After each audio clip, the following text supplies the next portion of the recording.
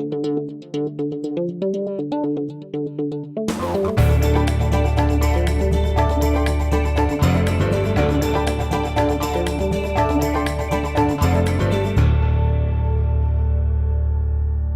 don't need a mic, so everybody should be able to hear me pretty good. Ned's been to practice. He can tell you my voice projects pretty well.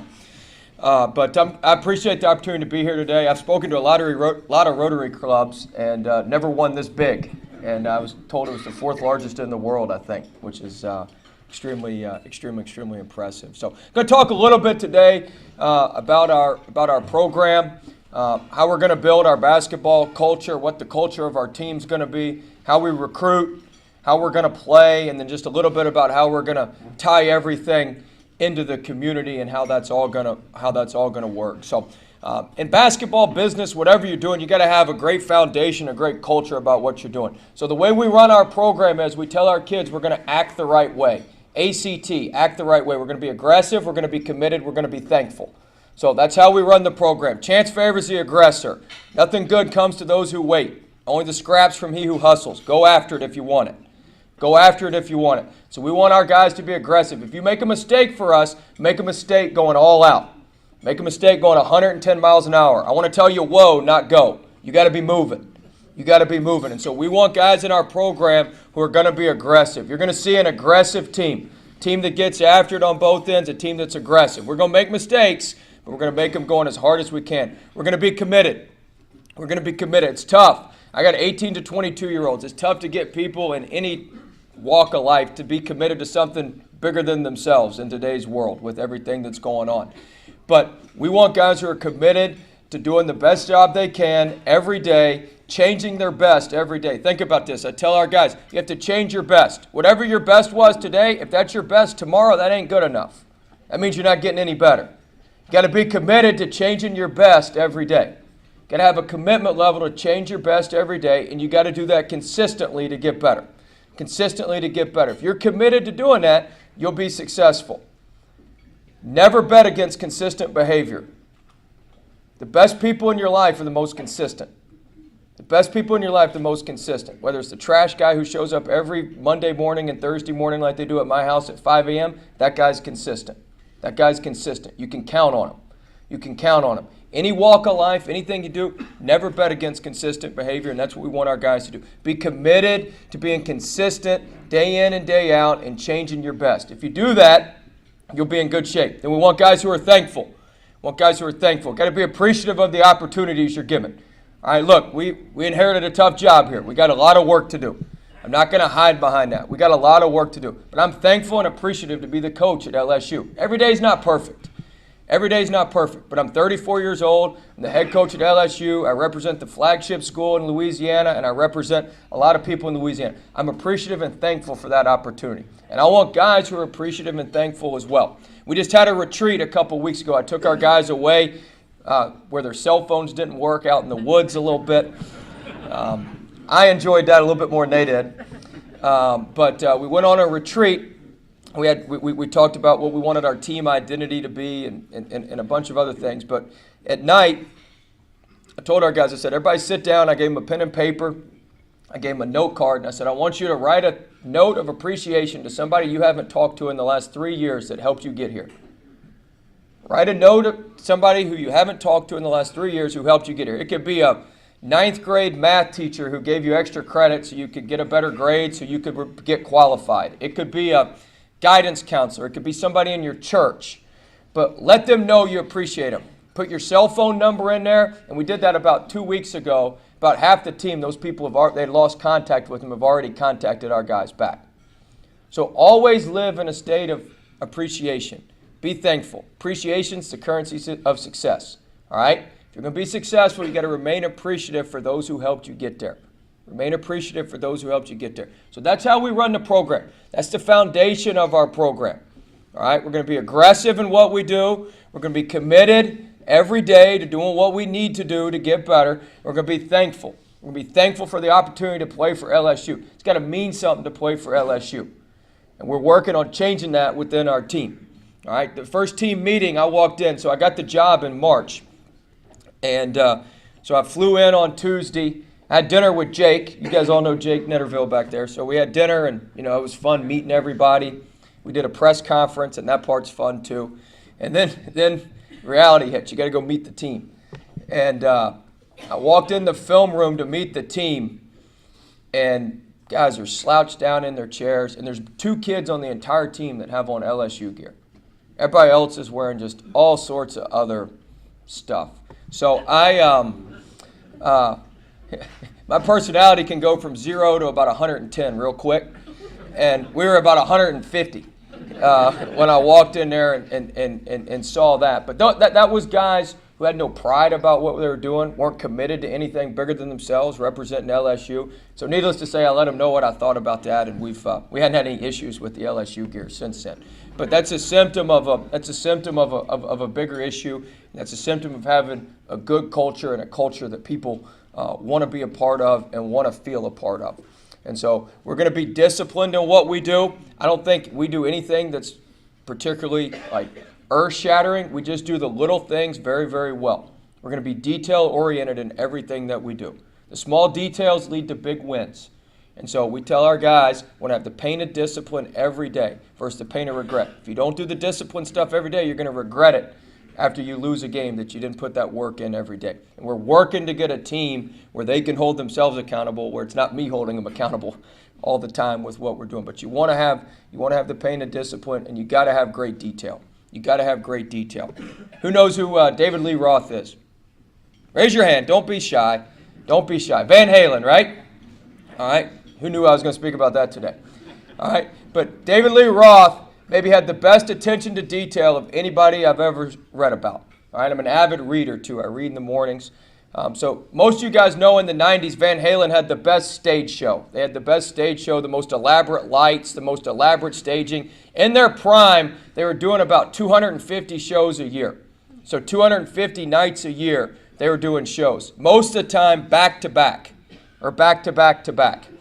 And so for years, some of you guys may know this, but before you go to a concert, you send in a form that's called a concert rider to the venue. So if they were having the concert at the Maravich Center, they would send this long list of 130 items that they want. They want peanut butter and jelly sandwiches, but they want crunchy peanut butter on it on this type of white bread. I mean, this stuff is wild. You can go online and Google them and read all the musical artists and all their stuff. But all the time, David Lee Roth put in his concert rider right in the middle. He wanted a jar of M&Ms with no brown M&Ms in it.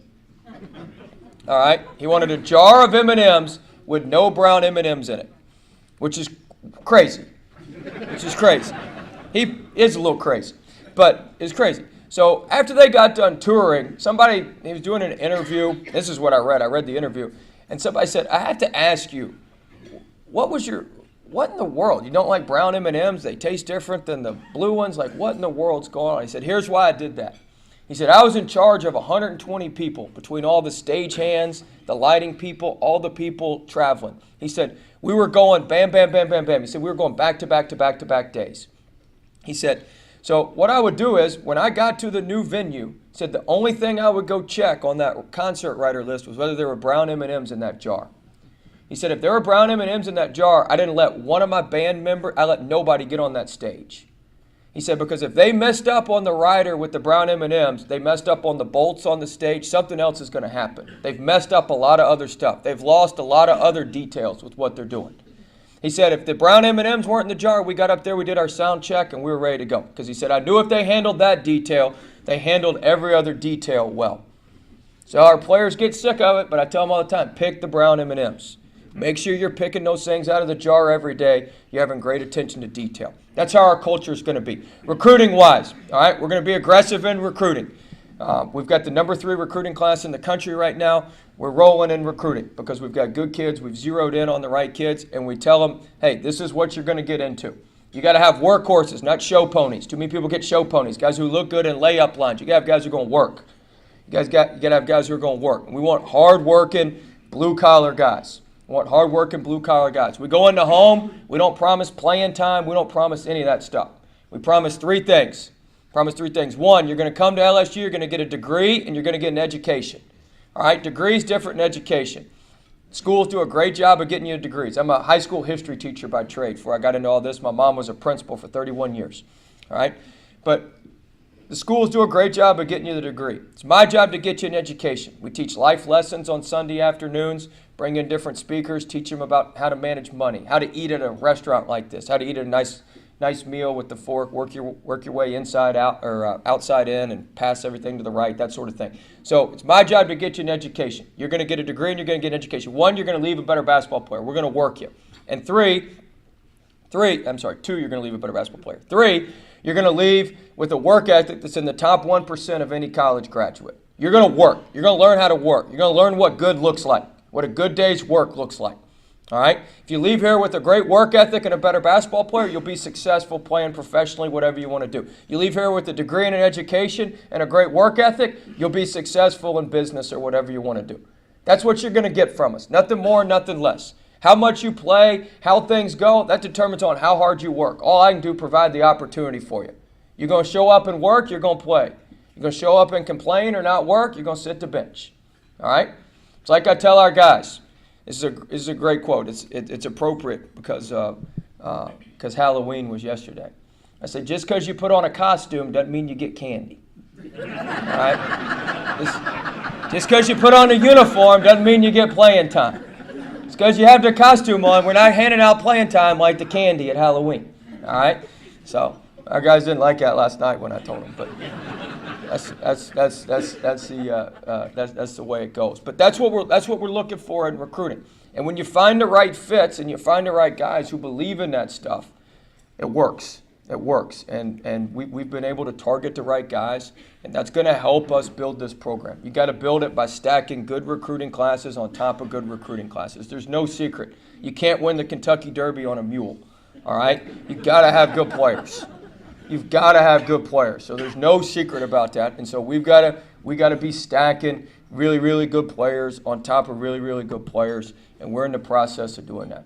That sounds like an exciting recruiting pitch, huh? Who wouldn't want to play for us? That's what most people say. Coach, you got to be a little bit better than that with what you're telling them. But I equate it to this. All right, there's a guy who's standing at the gates to heaven.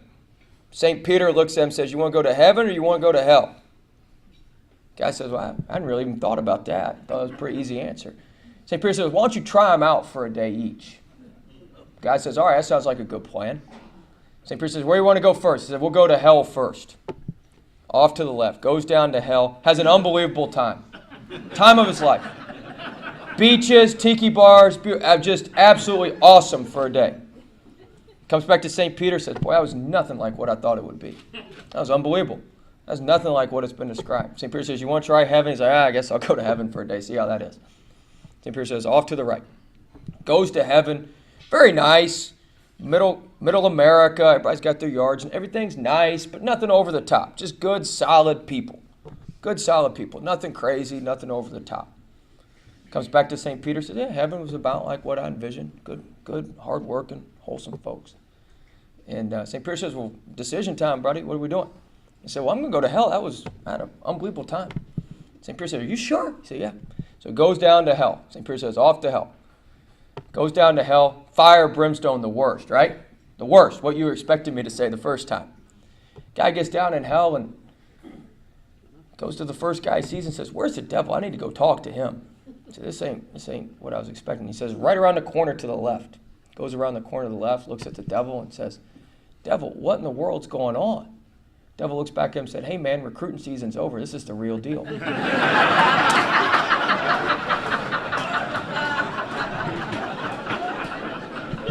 So, when you play for us, you're going to know what you're getting into. You're wondering where I was going with that, huh? Yeah. You're wondering where we were going with that. But no, you're going to know what you're getting into when you play for us. You're going to know what you're getting into when you play for us. Basketball-wise, offensively, we're going to be exciting. We're going to get up and down the court. We're going to shoot a lot of threes this year. That's the strength of our team. We can make shots. We didn't make any shots last night, but in theory, that's the strength of our team, that we can make a few shots. We did get on the offensive glass. We played an exhibition game last night. For those of you guys who don't know, we played at Tulane. We got beat. So I appreciate you guys wanting to listen to me today after we lost. But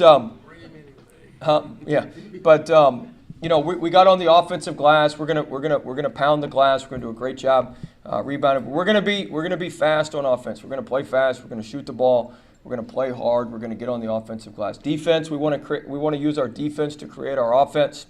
All right. We're gonna press. We're gonna get up and down the court. We're gonna guard you. We're gonna guard every floorboard. We're gonna use defense to create steals, to create pressure. We're gonna mix our defenses. We'll play man. We'll play zone. We'll change everything up a little bit, and then we're going to be great in the special teams. We're going to be great in the special teams. We're going to be great baseline out of bounds, sideline out of bounds, out of timeouts. Like, that's my job. That's why they pay me to coach at LSU. I got to give our team an advantage out of those situations. And so that's on us, me, my coaching staff, to make sure we're prepared there. But our style of play will be exciting. You're going to have a team that plays hard every night, a team that's blue-collar, a team that works extremely hard. We're a work in progress right now. We certainly are not playing as well as we want to play, but they're playing hard. They're playing hard. Now we just got to play smart. We're not playing all that smart right now, but we'll get that. That's on me to coach them up. That's on me to coach them. I had to coach them up to play harder. Now I got them playing hard. Now I got to coach them up to play a little bit smarter. If we play hard, we play smart, and we're all about the team. Play hard, play smart, think team. That's what we're about. If we do that, we'll be in good shape. We're going to be a little bit of work in progress this year, but we're going to get there. Then lastly, we want to be very involved in the community. All right, like I said, this is the flagship university in Louisiana. All right, a lot of people in Louisiana love LSU. A lot of people in Baton Rouge love LSU. We want to be something that everybody can be proud of. When it's March and those brackets roll out, we want you to be proud of it when you're talking to colleagues in other parts of the country. I got LSU, and I got LSU advancing. All right, so we want to be something that everybody in the state can be proud of, everybody in Baton Rouge can be proud of. And we want to represent you the right way. So that's very, very important. I'm not the smartest guy. I'm from Tennessee originally. How about that? I'm from Tennessee, and I went to Clemson.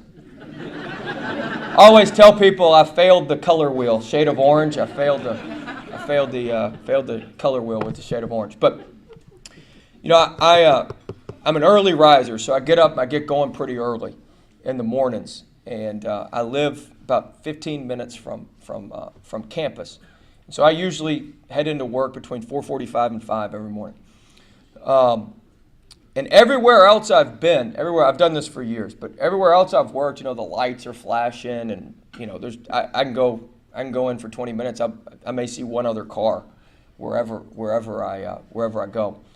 But this is the first place I've been where the lights still work and there's other cars out there with you on the road at 4:45, 5 in the morning. So like I said, I'm not the brightest cat. So after about 2 or 3 months, I started asking around. I said, why are all these other folks on the road? Like, what's going on here? And they explained to me, it's the people getting off and going back and forth to the refineries and working and going back and forth to work at those times. And it hit me that, that's the type team, that's the type program we want to have. We want to represent those people. We want to represent hard-working, blue-collar folks. We practice at 6 in the morning a lot of mornings. And so that's who we want to represent. And this year, look, I'm not making any promises about our wins and losses and how it's going to go. We're going to get whatever our maximum is, we'll get that out of our guys, whatever that is. I fully believe that. But you are going to see a team that represents the values of the people in Louisiana. We're going to be blue collar. We're going to work our tails off. We're going to work every possession. We're going to fight like hell every possession. That's what we're going to do. And at the end of the day, we'll see what the scoreboard says. But that's how we're going to judge ourselves. We're going to be uniform in how we look on the court. We're going to be uniform with how we play. And we're going to be tough, and we're going to be blue collar.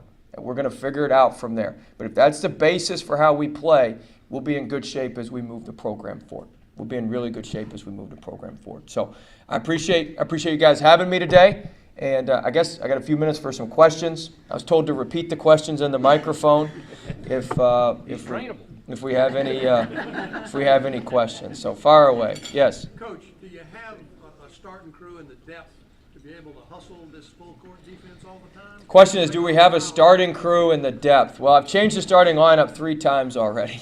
So I mean, we have, we've got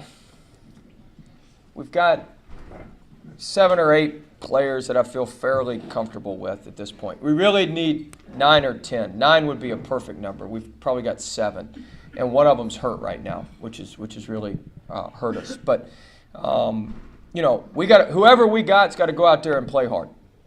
Period. There's no excuses. Whoever's out there, when you're put out there on the court, you're put out there for a reason. The way I look at it is you're at scholarship on LSU. You're on scholarship at LSU for a reason. Make it happen. You can either make an excuse or you can make it happen. Go make a play. Go make it happen. And so, hey, we have what we have. Our guys are in good shape, and we got to go. We got to go play with what we got, and they got to play as hard as they can while they're on the court. They got to play as hard as they possibly can while they're on the court. Coach, what have you learned from your preseason so far? A lot. We've like I said, I've learned there's probably 6 or 7 guys we can really count on. We've got a ton of work to do. There's always more that can be done. There's always more that we can be doing.